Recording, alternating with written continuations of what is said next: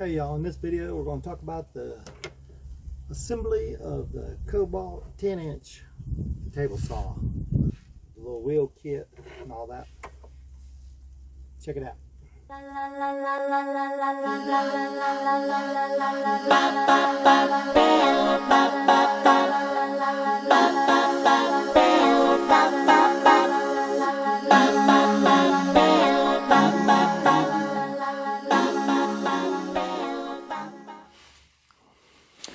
Alright y'all, we're going to try to do the unboxing video of the Kobalt 10-inch portable table saw.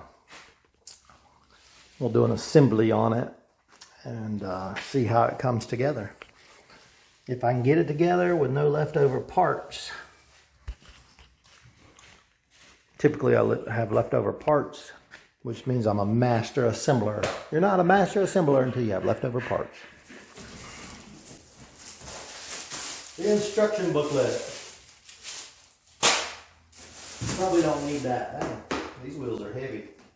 Solid rubber. I thought they would be like plastic, like the wheels on a grill. Maybe.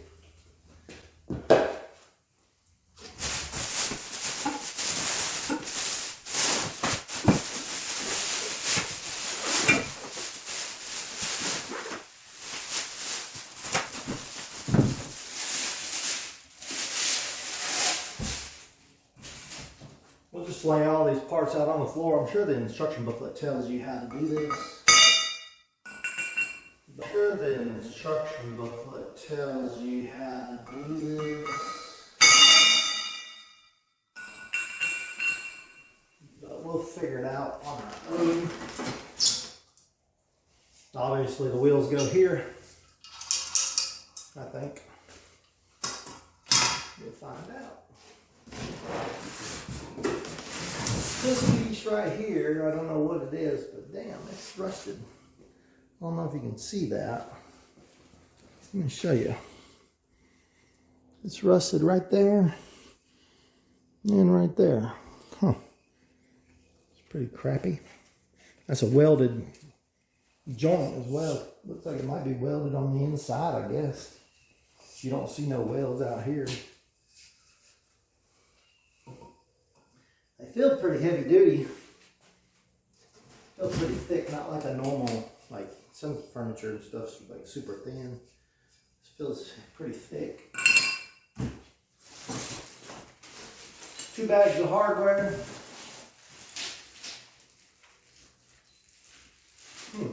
Looks like they were right and left. I guess we'll keep them separated.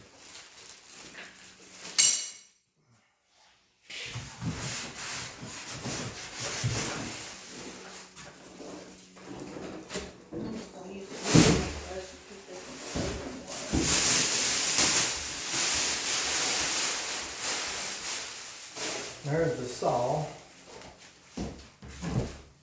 So that looks like the wheel side of the stand, and then there's another side of the stand under.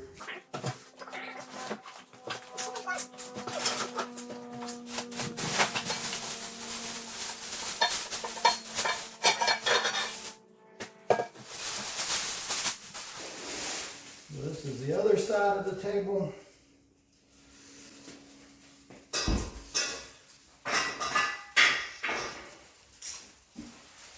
I guess this is the other side of the table. And so,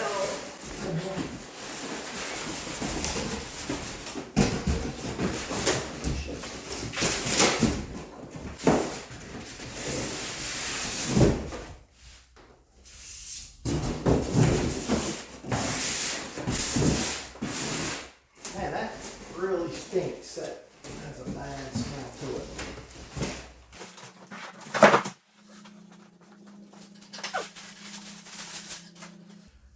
Real men never look at instructions.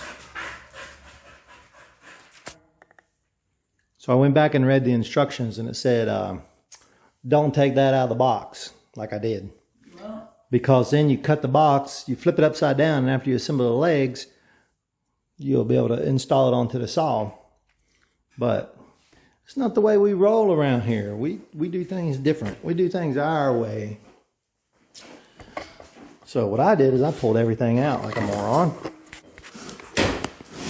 Now I got all my tools laid out, and I got the instruction book out and the legs out here. So we'll see if we can film this going together. We'll try to film this the best we can. I cannot see what it's filming, and I know the light is at a terrible angle. So hopefully this catches it. I sit on the parts. There they are.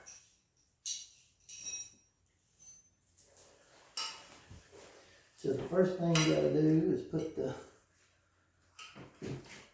this piece is called the limited piece or something like that. Anyway.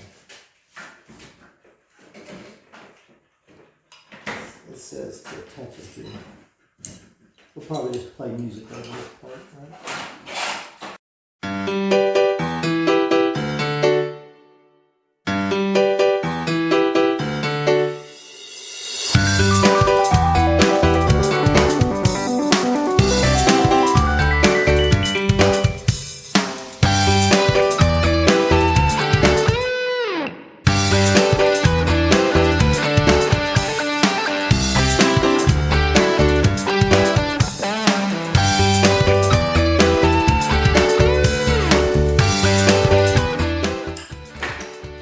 Some sort of locking mechanism.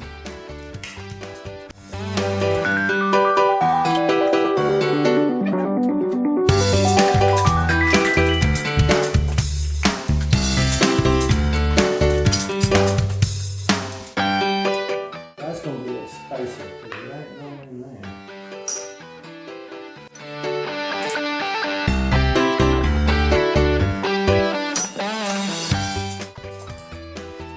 I put that just tight enough to where your wheel will spin through it and not wobble.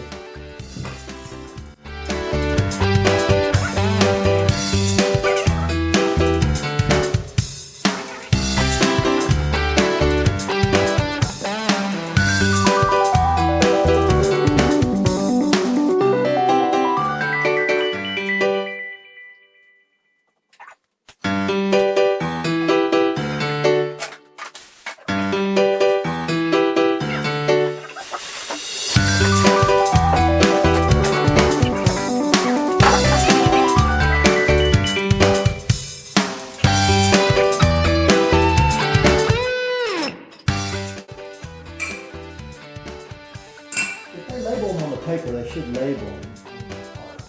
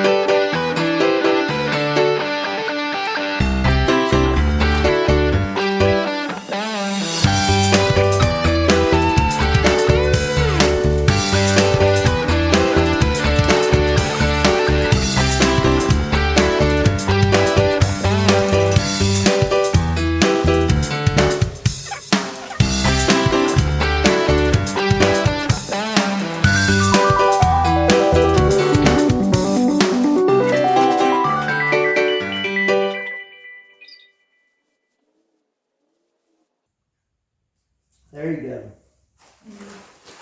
It says, with the table still and upper packing tray attached to stand top to you.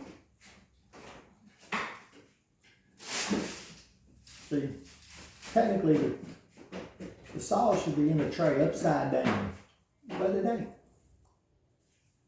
Because we took it all out. So what we'll probably do is go back and put it back together again. The instruction booklet tells you how to do this.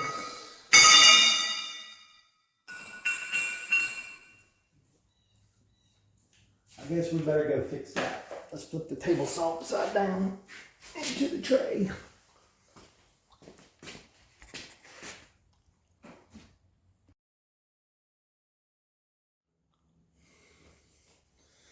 All right, since we don't follow directions the first time, we put it back in the box upside down, like the instructions said to do the first time.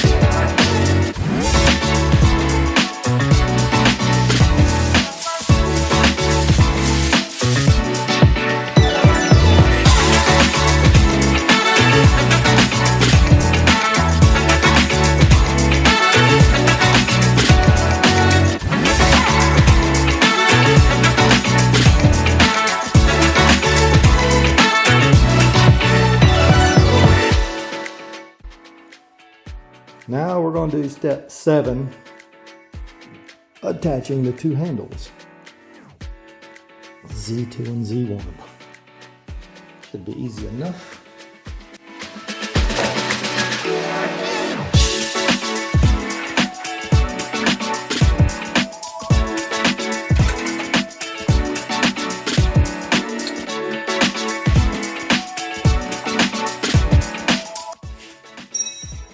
Attach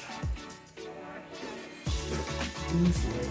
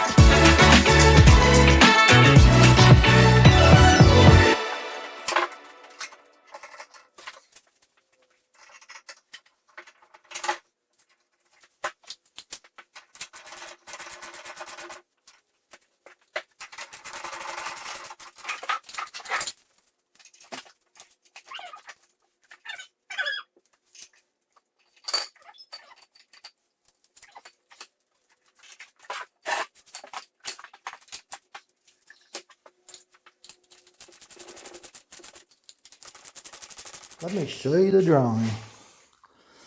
That drawing.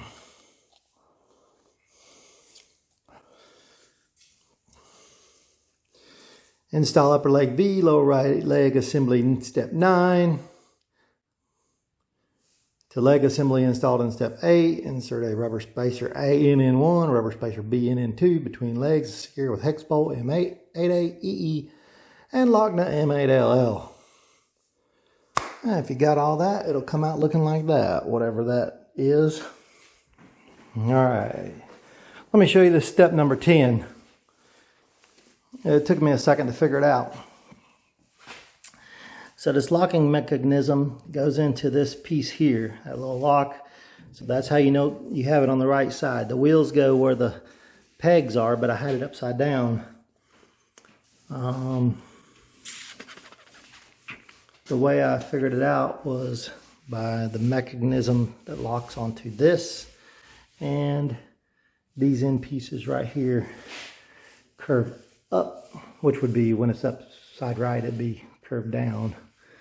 And so the next pieces are going to go into this leg through here and here, and then I'm assuming they'll go through this leg here to here. And that should be the end of the assembly, I think. So let me go ahead and get those 4 screws in for you, and we'll check it out. And the screws, they want them to go, the bolts, they want them to go from the outside inward.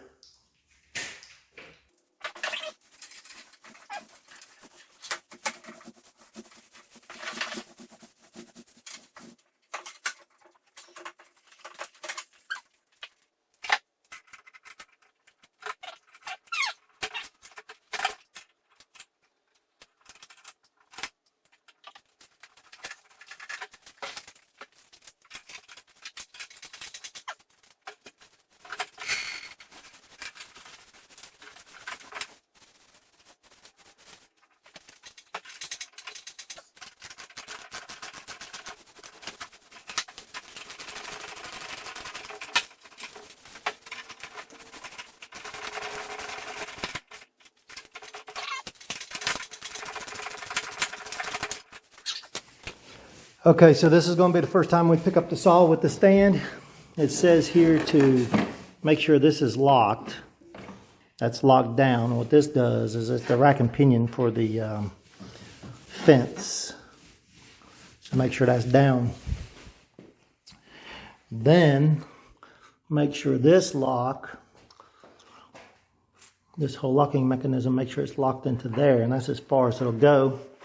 Then you pick up on the handles and roll it back. It'll be like a hand truck with the wheels and the feet. So let's do that now. If this falls apart, it's probably not my fault. Bad design. It's the design. If it falls apart, it's the design. So it says to grab these. I can't grab both of them. But I'm going to put my foot on that bar on the ground. And roll it back.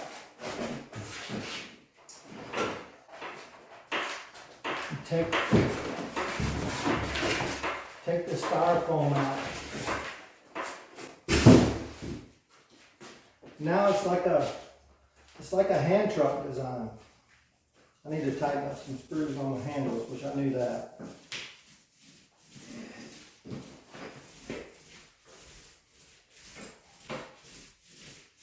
All right. Now, it says to put your foot on the locking mechanism, hold the handles, press down, and everything should fold out.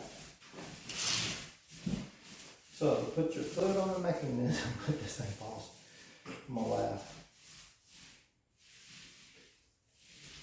So here it goes. Down, now it's coming up. I need to go.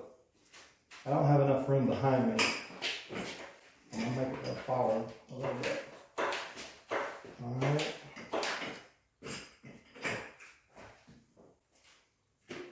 Now it's going to lock in place somewhere up here. There it goes. It says if it wobbles or is not level, you can adjust those feet. So I see the tables lifted a little high. We can screw those feet in to level the table out. Now we're going to mess with this thing here. I think. Damn, it came with a blade. Who knew? Part doesn't read the box. Obviously, I don't read the box. I know there's styrofoam underneath it. I know there's still a zip tie that I need to cut off. A couple zip ties. I'm going to check it out. Let's get into that. Okay, I'm glad I read step number 14. Because it says to release block lever O and adjust height bevel, adjust wheel in all the way to the right to tilt blade to 45 to remove the protective foam under the motor. I didn't know how to do that. I was just going to break it off, but let's give that a shot. So here is lock lever O. Do that. And then that's going to raise and lower the blade, I think, right?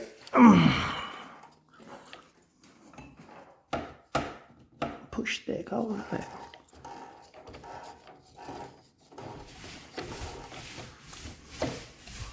Let's look around here. It doesn't even have power yet, and I cut myself wide open. Oh, well, I shouldn't show that on YouTube. Yeah, they will block They might block it. So we're going to see if we can censor that bloody spot.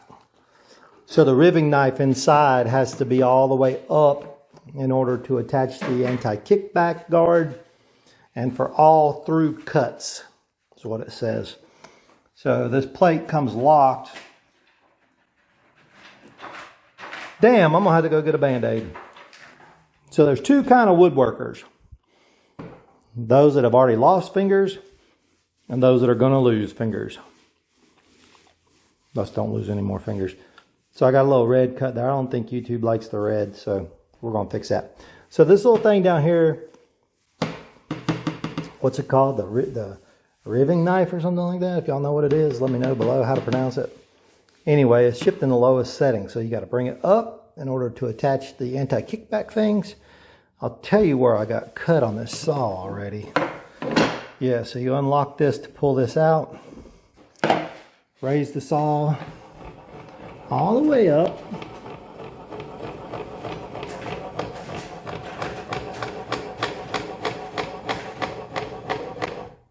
So where I got cut was I was loosening this thing. It sticks. So when it flung up, my skin actually hit that. It had nothing to do with the blade. Anyway, this thing here has to go all the way up. It's in the lowest position right now. So we need to loosen this, pull this up. Let me get that done here.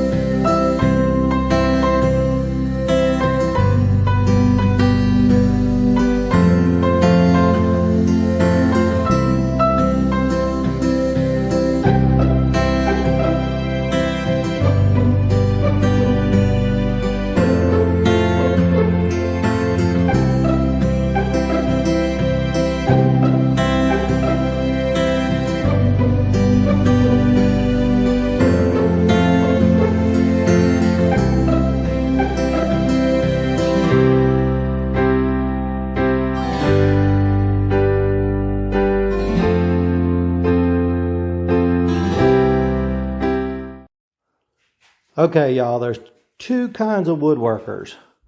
Those that, what is it? Have fingers. Have fingers. No, those that are going to lose fingers. No, those that haven't lost fingers yet and those that will. I don't know. Let's do that over.